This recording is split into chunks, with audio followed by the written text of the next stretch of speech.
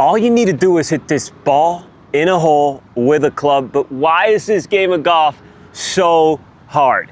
In this video, I'm going to break down the 3 main reasons why I believe the game of golf is so hard. But I'm also going to give you a 3-step process to follow that'll help you embody a whole new state of being on the course that's going to help you shoot lower scores and enjoy the experience of the game a lot better. My name's Leo Herrera, also known as the Connected Golfer, and I've been golfing my entire life. I picked up a club when I was 3 years old, started competing when I was 7. I was a top 20 junior golfer in the country, played Division I golf. In 2021, I won the USGA 4-ball, making a clutch putt on the final hole at Chambers Bay. Then I turned professional, and now I'm coaching golfers all over the world to understand how to perform under pressure and truly build an effortless golf swing. So if you're serious about getting your golf game to the next level, just click the link below. Take it from someone that knows. I've been through the trenches, I got a lot more ahead of me, but I could definitely help you build a game plan to unlock the transformation you need. But anyway, in this video, we're gonna talk about why golf is so hard. The first reason why I believe this game of golf is so hard is because the ball's not moving. Any other sport, the ball's moving. Football, basketball, soccer, baseball, hockey, you name it. The ball's moving. In golf, the ball's not moving. It's just sitting there on the floor, in the grass, smiling at you, telling you to hit it. And it's not as easy as it looks, because our body is not designed to make a golf swing, at least not naturally.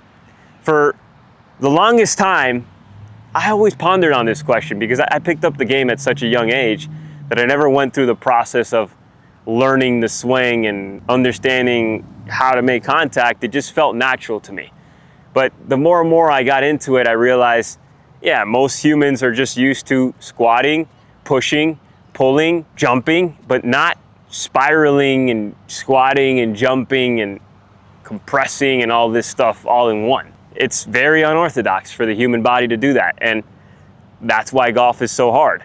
The ball's not moving, and you got to generate force to make it move the way you want it to move. So that's the main reason why I think golf is so hard for us. The second reason why I think golf is extremely hard for us is because it's an individual game. At the end of the day, not only is this ball not moving, but no one's gonna move it for you. It's just you. You're out here making it happen. You might have a coach, you might have a caddy, you might have a psychologist, but they're not gonna hit the shots for you.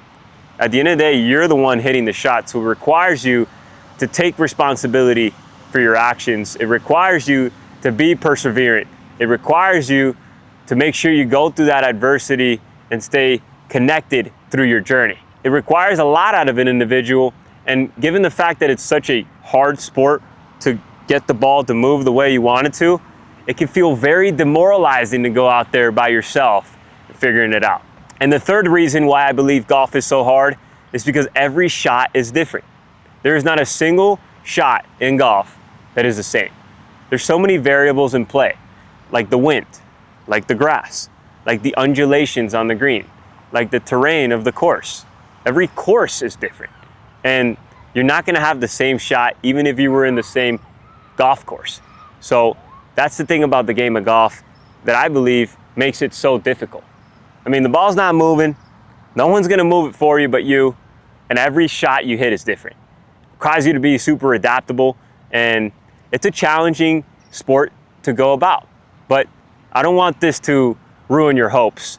I'm done talking about why it's so hard, and I wanna start talking about the process that you gotta be embodying to take on this adversity with certainty and in a way that can actually develop not just your game, but your human being through this game. Because your mind, your body, your soul will be in constant adversity through a round of golf. But how can you approach it in a way where you take that adversity and channel it into something positive that helps you in everything that you do? So I believe the game of golf tests us in these 3 main categories. And if we prioritize these 3 things, we should be able to have a much more enjoyable experience of the game, and the outcomes that we desire would be a lot easier to attain versus when you don't have them and you don't prioritize them. Number 1, patience. And I know you're looking at me smirking right now and knowing, yeah, I know I need more patience to play golf. It's the reality. We can all use a lot more patience to play, but what I'm here to give you is the reminder that you don't need to think about anything else. You just need to prioritize these 3 things when you play. This is your foundation. If you don't have this foundation, the rest is very hard to build. Your swing change will be very hard to build without these things. The round of your life that you want to shoot will be very hard to attain without this foundation. So the first pillar of this foundation is patience. Patience in the process. Patience in the way you hit the ball. Patience in the way you walk from shot to shot. Patience in your overall journey of development in the game. Patience. Prioritizing patience every time you go to the course will instantly lower your scores. And I know it's crazy to think, but if you actually went to the golf course after you watched this video and you were like, all I'm gonna work on is being patient. So I'm not gonna make a swing that doesn't feel like patience. I'm not gonna make a step that doesn't feel like patience. I'm not gonna get ahead of myself. I'm gonna stay patient. And I believe a lot of us could be using more patience throughout a round. If you prioritize patience over the score you wanted to make on this hole, you will shoot a lower score and you will have a better experience of golf. So stop thinking of your score and start prioritizing being patient. That's it. Trust me, it's just gonna flow. Number 2, we got commitment. Golf will always test your level of commitment. And if you're not committed, it's always gonna put you back in your place. Just because of the mere fact that the game is so difficult in and of itself. Like I said, you're hitting a ball that's not moving, no one's gonna hit it for you, and every shot is different. So you better commit to everything that you do when you're out there. Because if there's any sort of uncertainty in there, it will get exposed. Trust me. And I know you know what I mean. So ask yourself, am I committed to this shot? If so, what am I missing? Did I pick the shot that I wanted to hit? Did I pick the feeling that I want to feel in my body for the shot? And am I good with it? Am I truly okay with the decision that I made? Until you don't have those answers answered as yes, you're not ready to step up to the shot and hit it. So fully commit to every shot you hit. Next time you go play golf after this video, commit to every shot you hit. And the next level is to commit to who you're gonna be for the entire round. If you say, man, regardless of what happens out there today, I'm gonna stay positive throughout the round. I'm gonna repeat positive affirmations. I'm gonna be looking out at the trees, at the wildlife, and express gratitude through the journey. I'm gonna commit to staying connected in my process for every shot. If you actually think about who you're gonna commit to, you will have a better experience of this game. And if you actually fulfill that commitment, I guarantee you, you're gonna play better golf. And the final element of this commitment comes from committing to the actual journey of the game. Knowing that this isn't gonna happen overnight. And you gotta commit yourself every single day to getting better at golf. And that doesn't mean you need to be playing golf every single day. I actually give my clients very tangible ways to work on their game without needing to actually go to the golf course. Because I believe there's many ways you could be getting better at golf that will actually get you better faster by not going to the golf course. Just because we all have a lot of habits in there that we could rewire.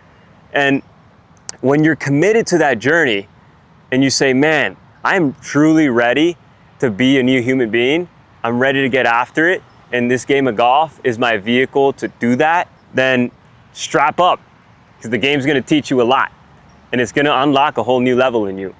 But you gotta commit to the journey.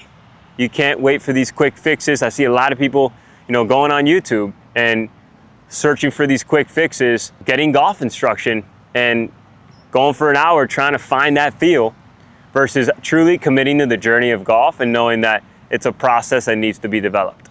Like I said, click the link below if you guys want to know what that process looks like, because that's what I help my clients with. And the third piece to this process is humility. The game of golf will always humble you, but prioritizing humility before a round of golf will significantly improve your experience of the game. And by your experience of the game being improved, your scores will improve. But the problem is we chase that score, but we lose track of the process of the game. Because as soon as something doesn't go our way, we get down. And as soon as something finally goes our way, we get up. But the game brings us back down. You want to stay neutral throughout the whole game, regardless of what happens. That's when you know you've reached self-mastery in the game of golf. And it's extremely difficult, but it's also very simple. Because like I told you, this 3-step process is exactly how you stay neutral throughout a whole round of golf. And when you do stay neutral, again, your experience of the game will completely transform. It'll be much more improved. And therefore, you'll get the results that you want. But humility is huge. Humility is just an amazing feeling to feel. It's like, man, like I'm humble. So regardless of what happens here, I'm good with it. And I'm gonna move on. A lot of people struggle with that. And the main reason is because they're very attached to their ego. Their ego gets in the way. They want to prove themselves to other people. And as soon as that shot doesn't show what their ego matches, that's when the whole mental whirlwind happens and we get into an emotional roller coaster. And that's not what we want, especially if we want to be a connected golfer. So practice humility, practice commitment, practice patience. When you prioritize these things, you're just gonna have an amazing time out there and you're truly gonna let the game teach you. Because at the end of the day, that's what I tell all my clients. I'm here to guide you, but the game of golf is your best master. That's who's gonna teach you what you need to learn. I can only guide you and give you the principles to put yourself in a position to receive the answers from the game. And this simple 3-step process is transformational. I guarantee you, all of you guys watching today can be applying a lot more patience, a lot more commitment, and a lot more humility in every round of golf you play. So why not build that foundation first? Don't go for that quick fix just to really feel the feeling. Don't chase the outcomes. Build the foundation of patience, commitment, and humility, and the rest is much easier to get. The swing change is much easier to change. The score is much more attainable when you have a solid foundation. But I see so many golfers out there not prioritizing this foundation, and it's ruining their experience of the game, and the game doesn't actually serve its purpose. It creates more anxiety, more stress, stuff we don't want. I want you to stay connected. Stay connected to this process. It's good to understand why the game of golf is so hard, but you can approach it in a way that just makes it simple. What I told you doesn't require you to change your swing or train or do any of that. It's just a simple mindset shift that you can apply to the next round of golf that you play. And I promise you, you're not only gonna shoot a better score, but you're gonna feel a lot better. So like, comment, and subscribe. Make sure to share this with anybody you feel like truly needs to hear something like this. And stay connected to the journey, guys. This is just the beginning. We're gonna be filming and posting a lot more content like this to help you understand the process of being a connected golfer. Connecting to the best version of yourself on and off the course to get the results you truly want. I'll see you in the next video. Stay connected.